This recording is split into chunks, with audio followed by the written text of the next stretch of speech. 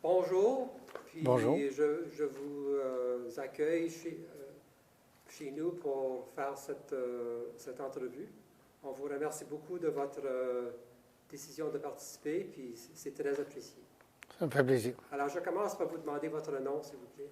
Florent Fortin. Bonjour. Alors, je vais commencer par vous demander, avez-vous des mémoires des guerres de l'Asie du Sud-Est? Bon, on avait toujours entendu parler de la guerre de Corée, mais après ça, ça a été, quand j'ai fait mon adolescence, c'était la période de la guerre du Vietnam. Ouais. Alors, on en entendait parler beaucoup, surtout à mon collège où j'étais, quand j'étais étudiant, au collège Jonquière, où on était très à gauche.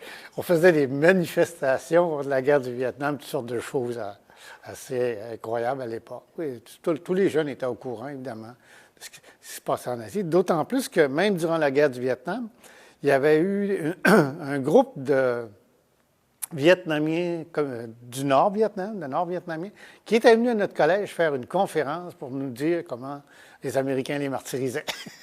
Alors, on était assez sensibilisés à l'époque, quand j'étais jeune. D'accord. Ouais. OK. Maintenant, je vais vous demander des questions ou poser des questions au sujet de votre carrière. Alors, vous avez débuté votre carrière au ministère de l'Immigration du Québec. À quelle époque? À quel moment? En 1976, c'était la période où le gouvernement du Québec a fait un gros recrutement. On est entré une douzaine de personnes dans cette année-là, au début de l'année 1976. Et le ministère de l'Immigration du Québec voulait se constituer un groupe de conseillers à l'immigration pour commencer à faire sérieusement de la sélection à l'étranger. Okay. Puis, si j'ai bien compris, le ministère de l'Immigration du Québec était assez indépendant du système d'immigration dans le pays. À l'époque, en 1976, non. Le gouvernement du Québec avait une entente avec le gouvernement du Canada, mais c'était une entente un peu, comment dire, très limitée, où le Québec pouvait donner son avis, mais le fédéral faisait ce qu'il voulait dans la sélection des immigrants. Ce n'est qu'en 1978 qu'il y a eu l'entente Colonne-Couture, où le Québec a officiellement obtenu des vrais pouvoirs de sélection, et c'est là que c'est devenu intéressant pour les agents du Québec. Mais nous, on est entrés en 1976 avec l'espoir, éventuellement, qu'il y aurait une entente assez complète avec le fédéral. Et d'ailleurs, l'entente de 1978 qui avait été signée à l'époque sur M. Couture et Colonne Couture avait même surpris le ministère de l'Immigration du Québec parce que dans les négociations, ils ne s'attendaient pas à ce que le fédéral dise à un moment donné, vous voulez les indépendants, sélectionnez-les, on vous les donne. Et là, ça devenait intéressant. Et je me souviens qu'en 1900, j'en avais parlé avec mon patron, qui était Jean-Pierre Teinturier à l'époque, qui est décédé maintenant. Et il avait dit que quand il avait commencé, c'est lui qui avait fait le gros recrutement de personnel pour créer des bureaux à l'étranger. Et il m'avait dit d'ailleurs, si on n'avait pas eu cette entente-là, l'intérêt de l'emploi était vraiment limité. Mais il dit, à notre surprise, ça a été une entente assez complète qui a fait que c'était devenu intéressant de travailler à l'Immigration du Québec parce qu'on faisait un travail de juridiction partagée. Le Québec sélectionnait les personnes et le fédéral traitait le dossier pour leur donner les visas. D'accord. Ce qui veut dire examen médical et sécuritaire. Oui, oui, d'accord. Alors, je voudrais aussi vous poser des questions au sujet de votre carrière. Alors, quand vous avez commencé votre carrière avec Immigration Québec, c'était quoi votre rôle à ce moment-là et vos responsabilités? Et puis, est-ce que ça a changé durant les années? Ben oui, c'est sûr qu'au début, quand ils nous ont recrutés en avril 1976, on était entrés une douzaine en même temps. Là. Et là, on a été pendant 1 an en formation. Okay. Alors, on a visité des bureaux fédéraux. J'ai été travailler à Québec un bout de temps. Nos directeurs nous donnaient de la formation sur l'immigration. Et on faisait progressivement des missions de sélection avec le petit peu de pouvoir qu'il y avait à l'époque, qui n'était qu'un pouvoir consultatif, pour apprendre à faire des entrevues et à sélectionner des immigrants. Et par la suite, après ça, je suis resté, moi, je suis jamais devenu cadre. Moi. Je suis toujours resté conseiller à l'immigration pendant le reste de ma carrière, soit comme conseiller simple au début et plus tard en chef de poste dans différents bureaux à l'étranger. OK. Très bien. Merci. Alors, j'assume qu'on vous a envoyé dans des camps de réfugiés pendant votre carrière. Pouvez-vous élaborer sur votre expérience à ce niveau-là? Ben, ce qui a fait que je me suis retrouvé à faire la sélection des réfugiés en Asie, c'est que mon premier poste à l'étranger, en 1977, où j'ai été assigné, ça a été en Argentine.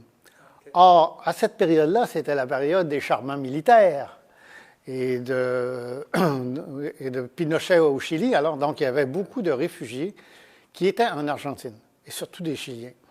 Et je dirais même pas seulement des Chiliens. Et on m'avait donné un quota de réfugiés chiliens à sélectionner durant mon affectation là-bas. En fait, j'étais en affectation temporaire qui a duré 1 an finalement. Et pendant cette période-là, j'avais donc pris de l'expérience à sélectionner à choisir des réfugiés. Et lorsqu'il est arrivé la vague des Vietnamiens après 1975, bon, au début, je n'étais pas impliqué, mais quand on s'est mis à s'impliquer là-dedans après en 77-78, là, ils ont vu qu'il y avait au moins un agent qui avait de l'expérience sur le terrain. C'était moi. Alors, c'est pour ça qu'ils m'ont proposé au départ de faire des missions en Asie, en l'automne 78. Et en janvier 79, j'ai été officiellement ouvrir le bureau de Hong Kong. J'ai fait l'ouverture, mais ce n'était pas moi qui allais en être directeur. C'était M. Dupré qui est arrivé 3 mois plus tard et qui a dirigé le bureau pendant quelques années par la suite. Moi, je faisais la sélection des immigrants dans toute l'Asie pendant cette période-là. Alors, votre première mission, c'était à Hong Kong. La première mission que j'ai faite, ça a été à l'automne 78. On faisait des tournées avec le fédéral. Dans les camps d'Asie du Sud-Est, parce qu'il y avait déjà, les Vietnamiens étaient nombreux partout, puis le volume augmentait, puis le fédéral avait établi des quotas de sélection, puis le Québec voulait faire sa part. Alors, on envoyait de temps en temps un agent faire une tournée. C'est comme ça, Pierre Larivière en avait fait une, je pense, Jacques Larivière en avait fait une, et on faisait une tournée là-bas, on revenait, puis un autre partait. C'est comme ça que j'ai fait une première tournée à l'automne 78, et aussitôt revenu à Montréal. Je pourrais en reparler de cette tournée-là, parce que ça avait été quand même à l'occasion d'événements amusants. Mais en revenu à Montréal, à la télévision, les nouvelles, c'était le ministre de l'Immigration du Québec a décidé d'envoyer un agent sur le Hai Hong, qui faisait la manchette mondiale, cet énorme bateau qui était en Malaisie, que la Malaisie ne voulait pas accueillir, et qui était ancré dans un port, un bateau rouillé avec près de 3000 personnes à bord. Bon. Et alors, quand je suis revenu à Montréal, j'ai dit « Oups, j'ai l'impression que je vais repartir. » Alors, je suis rentré le lundi et le vendredi soir, j'étais de retour dans l'avion, puis je m'en allais à Kuala Lumpur. D'ailleurs, ça avait été tellement improvisé que ça m'avait pris 29 heures à me rendre là. J'étais arrivé là, brûlé. Enfin, et ça a commencé comme ça. Donc, j'ai fait, avec les agents fédéraux, j'ai fait la sélection pour le Québec, pour le Hai Hong. Après ça, bon, je suis revenu à Montréal et là, ils m'ont affecté au poste de Hong Kong pour devenir... On a décidé d'ouvrir un bureau à Hong Kong. Et en janvier 1979, donc, j'ouvrais le bureau de Hong Kong. Et de là, on rayonnait dans l'Asie du Sud-Est. On avait aussi un agent à Bangkok qui faisait la sélection des Laotiens et Cambodgiens. Parce qu'il y avait aussi le mouvement des Laotiens et des Cambodgiens qui s'était... après la chute de Pol Pot, qui s'était développé en Thaïlande. Alors, parlez-moi de votre expérience avec le Hai Hong. Là. Ça, c'était en Malaisie. Oui. OK. Alors, le gouvernement de Malaisie ne voulait pas recevoir les réfugiés du Hai Hong. Alors, la communauté internationale s'était sensibilisée. Le Canada a dit, bon, on en prend... le Canada avait dit, je pense qu'il en prenait 600. Le Québec dit, on va en prendre 200. Alors, ils m'ont envoyé avec l'équipe fédérale. On est allé... En fait, on faisait les entrevues sur un bateau, un démineur, qui était dans le port, parce que les autorités malaises ne voulaient pas qu'on se rende sur le bateau, même le Hai Hong. Et les réfugiés nous étaient amenés par petits bateaux sur le démineur, puis on faisait des entrevues, on faisait des décisions. À cette époque-là, le Québec ne faisait pas la sélection. On n'avait pas encore vraiment commencé à établir les règles exactement de sélection. Alors, les gens venaient en entrevue, je m'assoyais avec les agents du fédéraux, puis on décidait si, à la fin de l'entrevue, si on le prenait pour le Québec ou non. Puis si on le prenait pour le Québec, là, je leur donnais un peu de counseling avant de partir, avant qu'ils retournent sur leur bateau. Alors, c'est comme ça pendant quelques jours qu'on a fait les entrevues pour atteindre le quota que le Canada s'était donné. Et après ça, on est reparti. Ça a été une expérience assez spéciale. Ouais, ça a été, à l'époque, vraiment un début j'ai pris un peu encore plus d'expérience dans la sélection des réfugiés, puis ça m'a donné rassuré pour le futur. Ouais. Puis, pouvez-vous m'expliquer comment ça se déroulait? Alors, vous faisiez le choix des réfugiés qui viendraient au Québec. Eux, les réfugiés demeuraient, je suppose, dans les environnements de Malaisie. Ouais, quoi les prochaines étapes après ça? Ah, OK, d'accord. Bon, M. Malloy aurait été meilleur que moi, vous le dire, mais en fait, ce qu'il faisait, c'est immédiatement sur le pont du bateau, après que la sélection était faite, les personnes étaient photographiées. Et il y avait, si je me souviens bien, il y avait une équipe médicale qui faisait un examen médical. OK. Et il y avait même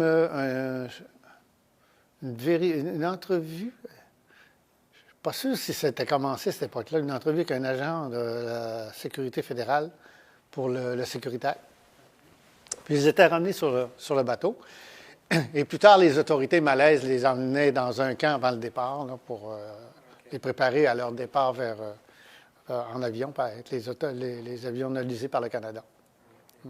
Alors, c'était une coordination avec les autorités de la Malaisie. Oui.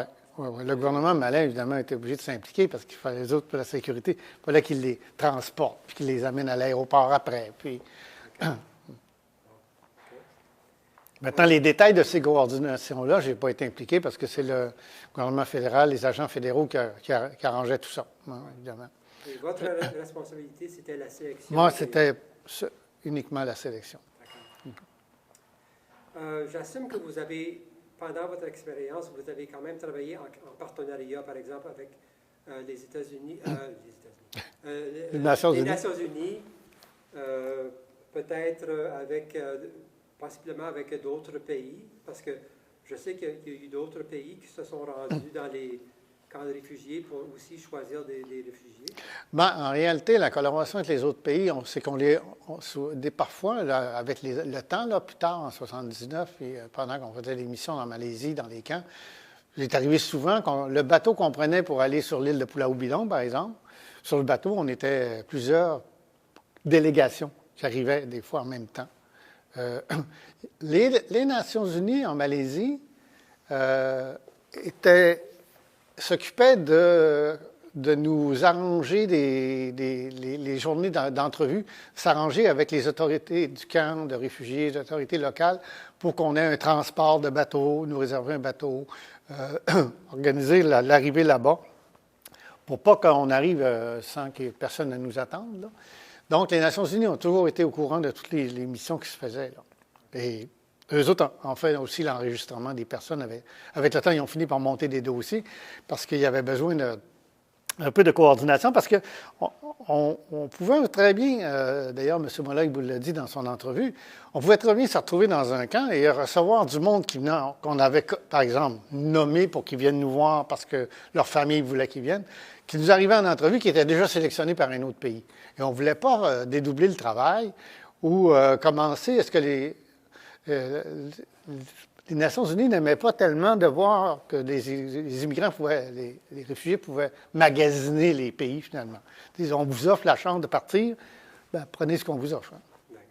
Alors, c'est comme ça que il y avait une coordination faite par les Nations unies qui avait fait d'ailleurs des cartes d'inscription sur lesquelles on pouvait voir à l'arrière quel pays les avait traités.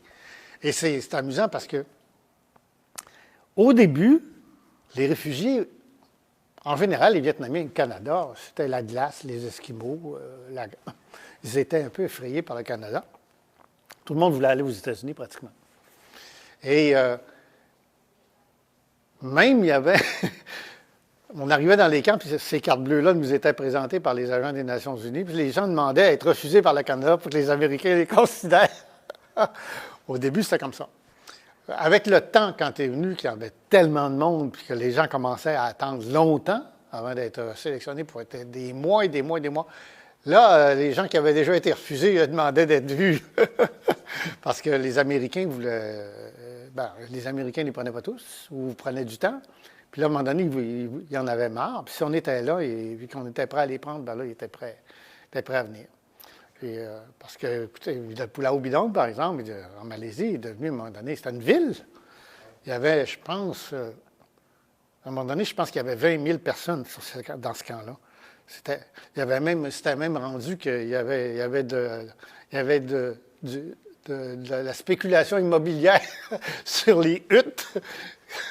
Les gens vendaient leur place dans la hutte pour ceux qui arrivaient, parce qu'il y en a qui arrivaient, des journées, il arrivait tellement de monde qu'il n'y avait pas de place à les loger. Les gens devaient dormir sur le sable. C'était assez impressionnant.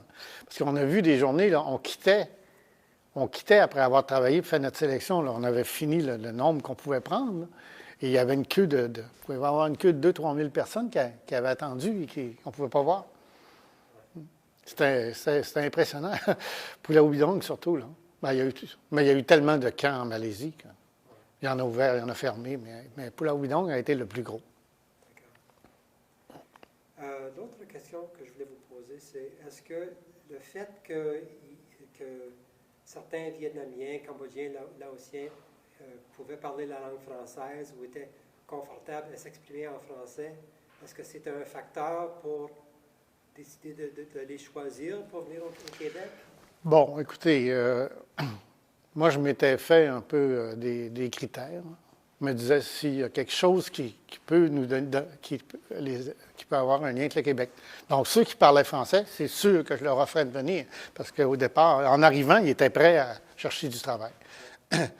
Et surtout qu'à l'époque, quand même, le taux de chômage était assez élevé. Hein? Donc, ceux qui étaient prêts tout de suite à embarquer sur le marché du travail, c'est sûr que je leur offrais, puis je leur disais, même vous allez avoir l'opportunité d'utiliser votre langue. À Chicago, hein? Bon. Alors, et ceux qui avaient de la parenté au Québec, bien évidemment, ça, c'est sûr que s'il y avait de la parenté, s'il y a un lien, quand tu as quelqu'un pour t'accueillir, c'est sûr que ça va aider. Ceux qui avaient des professions qu'on connaissait au Québec comme étant en demande. Même des fois, ça allait jusqu'à des amis qui avaient des connaissances ou des gens qui étaient... Puis il y avait les groupes parrains, évidemment. Tous ceux qui étaient parrainés par les groupes, on les sélectionnait automatiquement, à moins qu'ils disent ben, « je ne veux pas y aller ». Hein? Bon, alors c'est ça. Donc, ce n'était pas une sélection très, très poussée, là, on veut dire. Parce que de toute façon, c'était un mouvement de réfugiés. Donc, on en avait au travers. Il y avait des gens au travers. Disons, quand on arrivait avec des gens qui étaient pêcheurs, c'est dans le Saint-Laurent, la pêche, hein, c'est très limité. Ou qui n'avaient aucune scolarité, tout ça, là, on en refusait. Et on avait tous. Moi, ce que j'essayais de voir, c'est le groupe familial qu'il y avait devant moi. Si ensemble, ils pouvaient arriver à, même si on avait des éléments plus faibles à l'intérieur, si je pensais qu'ils allaient pouvoir s'établir avec succès.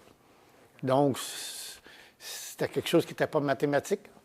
C'était une impression, puis c'était un jugement. Puis, de toute façon, l'expérience a démontré que les Vietnamiens se sont établis de façon extraordinaire. Hein? Dans les Cambodgiens, c'était un petit peu plus sophistiqué, un petit peu plus problématique parce qu'il fallait savoir que les enfants qui étaient nés après le Pol Pot n'avaient eu aucune scolarité. Donc, c'était des enfants qui arrivaient, ils partaient et ils avaient été rendus à 9-10 ans, ils n'avaient jamais été à l'école. Ça veut dire qu'au Québec, il fallait intégrer ça dans le milieu scolaire. C'était pas évident, hein?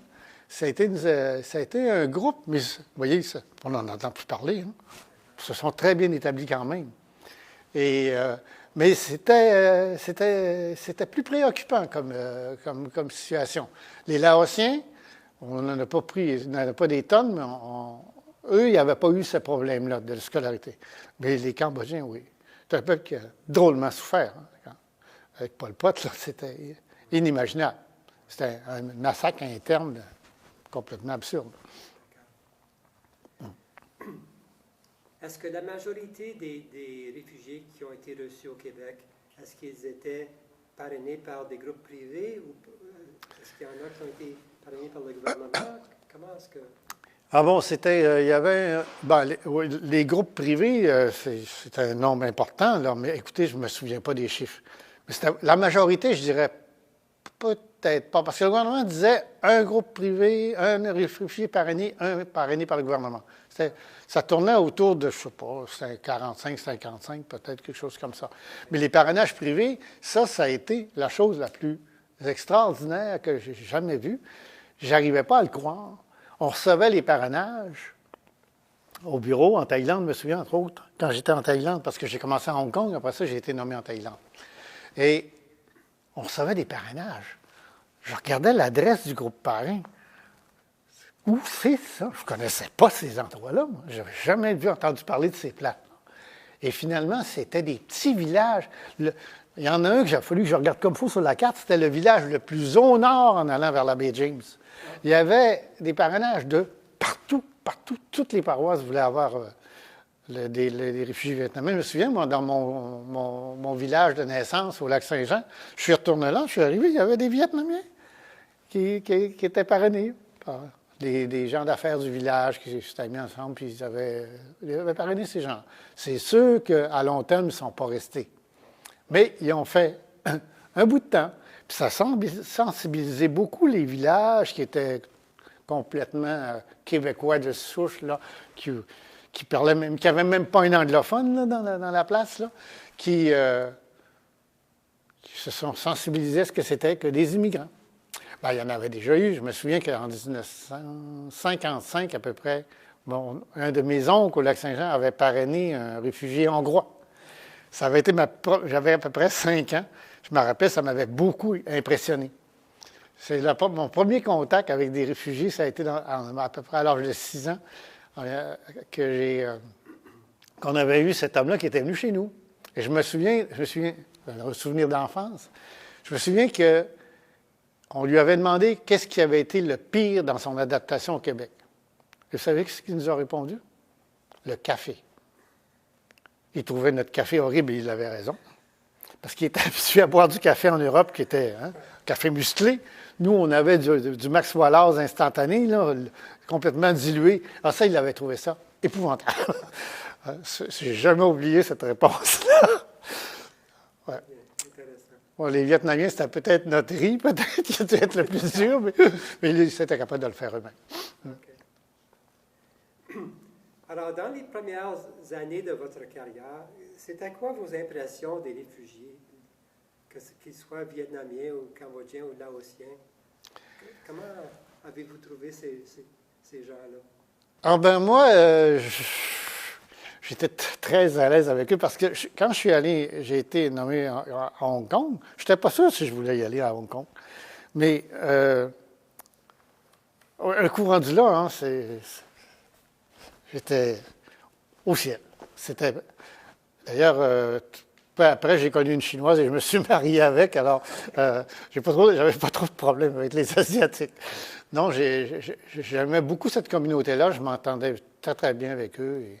D'ailleurs, quand on était dans les camps comme à Pulau-Widong, qu'on ne pouvait pas rentrer le soir, qu'on couchait là, on passait la soirée avec les réfugiés. Alors, et puis comme ils parlaient tous soit français, soit anglais, tout ça, j'étais jeune, là, j'avais moins de 30 ans.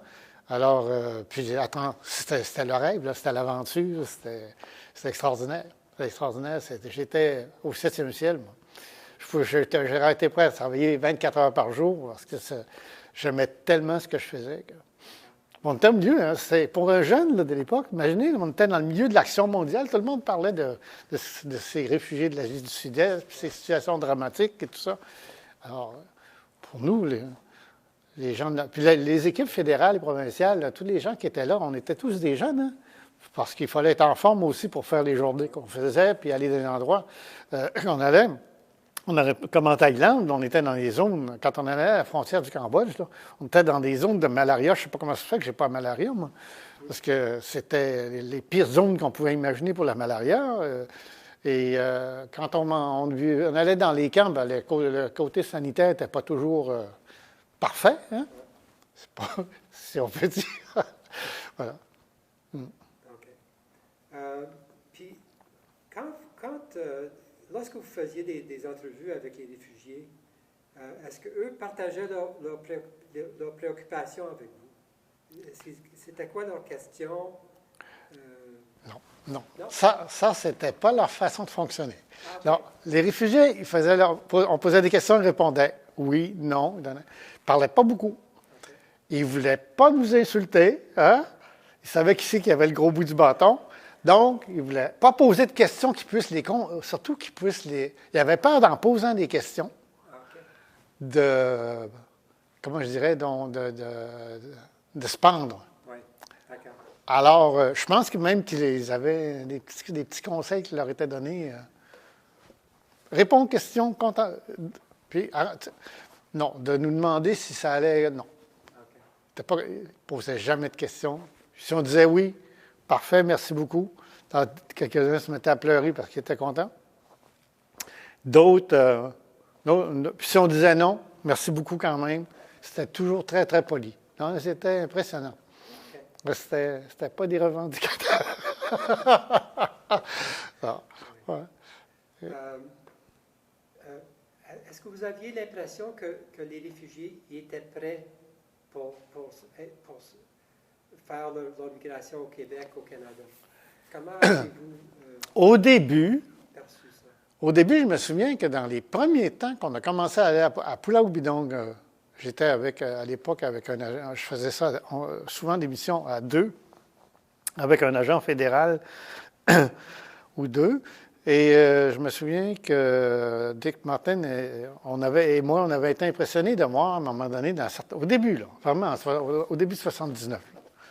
On faisait 1 heure d'entrevue, puis là, on voulait en prendre, mettons, 50. Puis on en avait 45, mais on disait aux autorités du camp, bon, emmenez-nous des gens qui veulent venir au Québec. Personne ne venait. Au Québec ou au Canada, là, ou dans une autre province. Là. Et après quelques entrevues, on n'avait plus personne. Parce que tout le monde pensait, bon, les États-Unis vont venir, on va pouvoir aller aux États-Unis. Puis le Canada, comme je disais tout à l'heure, ben, on ne savait pas trop. Mais avec le temps, là, les gens sont arrivés au Canada. Puis là, leur famille arrivait dans les camps. Puis là, le lien de famille faisait que là, il y avait de la demande. Une demande qui dépassait nos capacités de sélection souvent. Et donc, quand on avait fini nos entrevues, ben, des fois, la queue restait là. Puis la prochaine visite, ben, c'était les autres qui passaient. Ouais, mais pour ce qui était de la vie au Canada et tout ça, moi, je distribuais quand j'arrivais là, j'avais 2 valises chargées parce que je distribuais des livres d'adaptation au Québec préparés par le ministère. Je ne me souviens plus du titre du volume. Là. On avait un volume assez épais sur l'établissement au Québec. Et quand je les sélectionnais, je leur donnais le volume. Alors, c'était lourd à transporter, mais j'y tenais beaucoup parce que je me disais, ils vont avoir le temps de lire. Hein, puis... Et assez que... Souvent, quand je faisais l'entrevue, des fois, j'oubliais de donner le volume. Ils revenaient 10 minutes plus tard. Hey, j'ai pas eu mon livre bleu. Ça, pour eux autres, c'était leur visage. C'était tellement drôle. Ça faisait rire les agents fédéraux parce que les agents fédéraux ne donnaient pas de ça pour les autres provinces. Alors, le type qui avait son petit livre bleu, parce que j'émettais un certificat de sélection à l'époque. Mais je ne le donnais pas aux candidats, je le donnais à l'agent fédéral pour qu'il le joigne à leur visa lorsqu'ils partaient au Canada. Avec leur visa, il y avait la copie du certificat de sélection. Comme ça, le ministère savait qu'on avait émis notre CSQ. Okay. Pendant votre carrière, est-ce qu'il y a eu des occasions où vous avez choisi des réfugiés, non seulement pour le Québec, mais aussi pour le Canada? Ben, c'est-à-dire qu'une fois rendu au Canada, il pouvait arriver que quelqu'un dise à l'aéroport, ben je veux aller à Toronto. Okay. Donc, Sûrement, il y en a eu quelques-uns qui étaient pour les autres. Mais de faire les entrevues à la place, de faire la sélection pour les autres provinces, non. Ah, OK. Mais par contre, ce qu'on a fait très rapidement, avec qui n'était peut-être pas su d'Ottawa au départ, mais enfin, je me suis entendu avec les agents fédéraux, c'est que je faisais les dossiers, les deux dossiers. Ah, C'est que quand toute la ligne qui allait au Québec, le fédéral ne s'en occupait pas. Je faisais le dossier provincial et le dossier fédéral en même temps, puis à la fin de la journée, je leur donnais leur dossier aux fédéraux. Ce qui leur permettait de prendre plus de monde. d'accord. Hein? Puis parce qu'à un moment donné, les quotas étaient très élevés. Quand le fédéral a dit on en prend 50 000, il fallait que ça roule. Là. Alors, moi, ça leur sauvait du temps. Moi, ça m'en donnait plus d'horaires, mais j'avais beaucoup plus de satisfaction. Et ce que je faisais, je me prenais plus de réfugiés pour m'aider. Alors, quand je m'assoyais à la table, j'en avais 4 à côté de moi. Il y en a un qui s'occupait d'aider à remplir les formulaires, un autre faisait remplir les formulaires médicaux, un autre faisait ci, un autre faisait ça.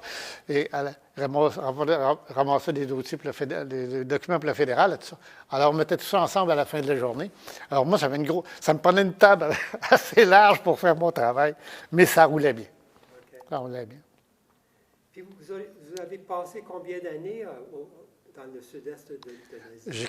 Je suis arrivé là, donc j'ai commencé en l'automne 78 à faire des tournées, là, à faire une tournée là, qui m'avait été demandée. J'étais même allé au Japon cette fois-là, à Okinawa.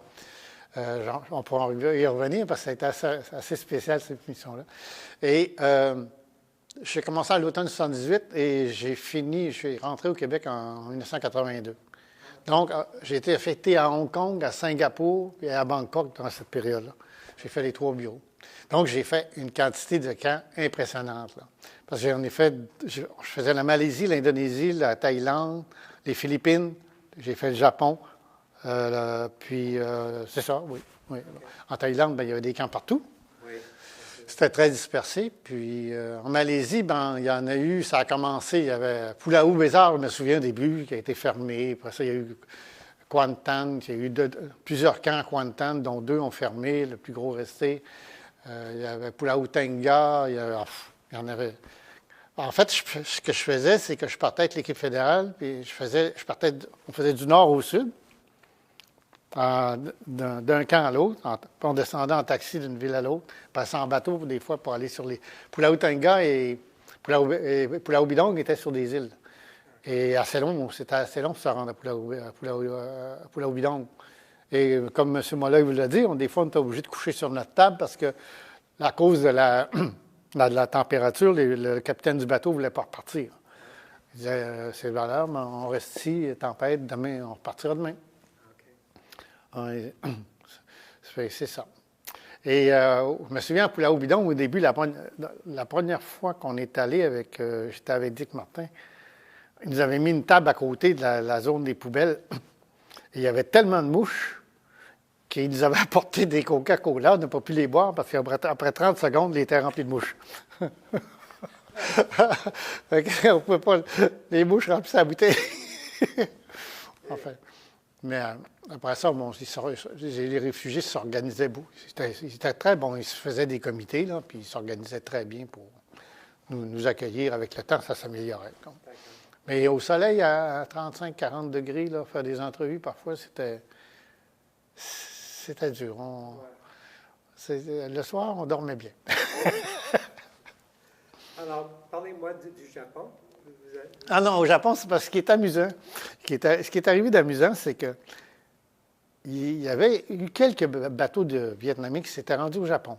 Évidemment, les Japonais ne voulaient pas les garder. Alors, ils les avaient amenés à l'île d'Okinawa. Rien de moins qu'Okinawa. Et c'était la Croix-Rouge japonaise qui s'occupait d'eux. Et quand je suis passé par Tokyo, avec l'ambassade, j'aurais dit, le Québec va en prendre. Alors l'ambassade nous a organisé une mission à Okinawa, sous le patronage de la Croix-Rouge japonaise. Je me suis retrouvé à faire la mission avec Conrad Adams, du gouvernement canadien, le diplomate. Et Conrad Adams, à l'époque, avait un fils qui s'appelait Brian. Et je ne savais pas qu'un jour, j'aurais fait une mission avec le père de celui qui est devenu une vedette incroyable en musique. Et Conrad Adams, lui-même, était tout un personnage. extraordinaire. J'ai eu beaucoup de plaisir à faire la tournée avec lui. Et il m'a beaucoup aidé. Il a été très, très accueillant et un type extraordinaire. C'est juste c'est un petit incident amusant. Et la Croix-Rouge japonaise nous soignait, hein, il nous accompagnait partout. Il était très content qu'on sélectionne. Voilà. Alors, je voudrais vous poser cette question. Si un collège ou une université à Montréal, à Québec, à Trois-Rivières, vous invitait à venir à parler à leurs étudiants au sujet de vos expériences comme agent auprès des réfugiés pendant toutes ces années-là, qu'est-ce qui vous intéresserait à partager avec eux? Bien, moi, personnellement, je pourrais leur dire, j'aimerais leur parler de ce que ça veut dire que de sélectionner des gens. Parce que quand j'ai donné de la formation, d'ailleurs, au ministère à des nouveaux agents d'immigration, je leur ai toujours parlé de mon expérience, justement, en Asie, dans un camp de réfugiés de Thaïlande. Un jour, j'arrive dans un camp, il y a un homme d'à peu près 58 ans qui est devant moi. Il y a 5 enfants. 5 enfants avec lui. Illettré. Tout ce qu'il a fait dans sa vie, il a cultivé du riz. Et cet homme-là m'a donné une leçon. Je lui ai dit, monsieur, comment voulez-vous que je vous sélectionne? Vous ne savez ni lire ni écrire. Vous ne parlez pas français ni anglais. Vous avez 5 enfants. Qu'est-ce que vous allez faire chez nous? Il dit, monsieur Fortin, il dit, moi, j'ai survécu avec ça à 5 ans de régime Pol Pot. Je suis capable de survivre chez vous. Vous imaginez la gifle là, que ça m'a donné, ça? Hein? Alors, j'ai dit, cet homme-là, il va s'en tirer.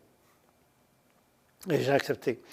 Et c'est pour ça que j'ai toujours dit, je me souviens d'avoir eu un autre cas à un moment donné, même pas chez les réfugiés, là, mais en Italie, où un cas où un type, je ne voulais absolument pas sélectionner. Et que plus tard, quand je suis revenu au Québec, il y a un agent du ministère qui m'a parlé de lui pour me dire tout ce que ce type-là avait accompli depuis qu'il était arrivé. C'était inimaginable. Alors, quand on est dans des situations où on doit juger les autres par notre travail, c'est important d'être soi-même humble. Et ça serait un message que j'aimerais peut-être éventuellement passer. Puis aussi, quand on est jeune, quand on est au milieu de l'action, il n'y a pas de limite dans la satisfaction qu'on peut obtenir de faire des choses comme ça. En gros, ça peut être ça, puis après ça, on verra ce qu'ils veulent nous demander. J'aimerais répondre à des questions spontanées. Voilà.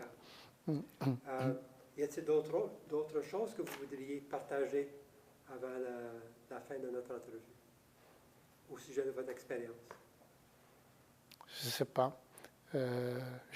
J'ai pas tellement réfléchi à ça. Ça va, c'est complet. Sauf chose certaine, je peux dire, moi, c'est que cet emploi-là, quand je suis entré dans cet emploi-là, je ne savais pas trop à quoi m'attendre, mais une fois dedans, on n'aurait jamais pu m'en sortir. Je veux dire, j'ai fait le reste de ma carrière en immigration à partir de 1976. J'avais travaillé avant aux Affaires indiennes et à la main-d'œuvre fédérale.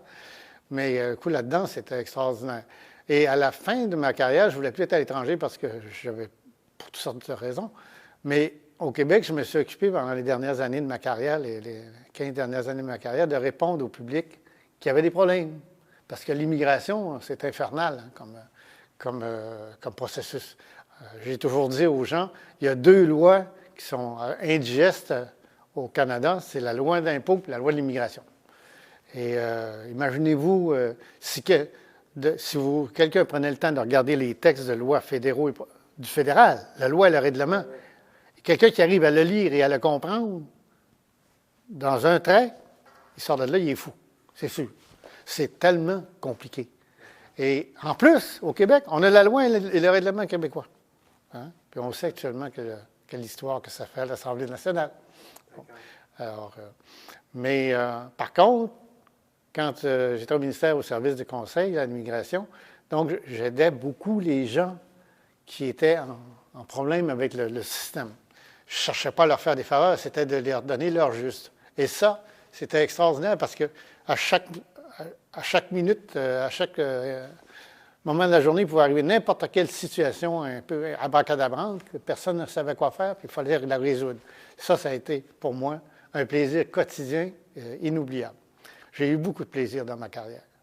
C'était une carrière dont je n'aurais jamais pensé pouvoir faire une vie de travail aussi intéressante que celle que j'ai faite. J'en suis reconnaissant à la vie.